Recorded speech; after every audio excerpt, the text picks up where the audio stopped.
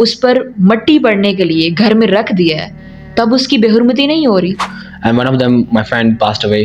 کہ ہمارے چھوٹے چھوٹے کزنس کو مدارس میں جب بھیجا گیا، سائیکالوجسٹ کے پاس، تھراپسٹ کے پاس، موٹیویشنل اسپیکرز کے پاس، اپنے بچوں کو 5-5 ہزار کا سلیبس تو لے کر دے سکتے ہیں. چنگ سانگ وہ شیے شاویشیا. کیا آپ کو سمجھ آئی میں نے کیا تو کہا؟ اس کی فلسفی کا مسئلہ چل رہا ہے. اب بھی اگر ہم نے غور نہ کیا، شہر رمضان الذی انزل فیہ القرآن ھدی للناس. بالکل جسٹ لائک ہمیں کس چیز کے ساتھ مینول ملتا ہے. ایگزیکٹلی. اور وداؤٹ مینول جب آپ اپنے دماغ سے، اپنی سوچ کے حساب سے مشین کو یا کسی پروڈکٹ کو استعمال کرتے ہیں تو 90% یہ چانس ہوتا ہے کہ آپ اسے خراب کر دیں گے، اور پھر ایسا ہوتا بھی ہے اور آپ بعد میں پچھتاتے ہیں. تو یہاں تو سوال دنیا اور آخرت کا ہے. تو پھر ہم کیسے رسک لے سکتے ہیں؟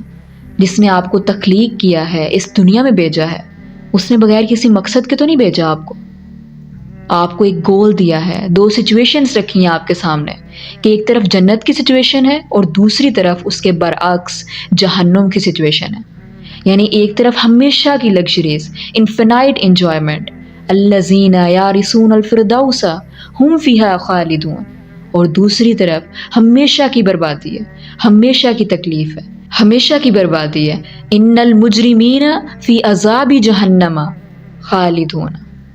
تو آپ کو 2 راستے اللہ نے بتا دیے کہ یہ 2 راستے ہیں تمہارے پاس، اور پھر آپ کو فری ول بھی دے دیے کہ 2 راستے تمہیں دے دیے ہیں، تمہیں فری ول بھی دی ہے کہ تم چاہے تو اس راستے کو اپنا لو اور چاہے تو دوسرے راستے کو اپنا لو.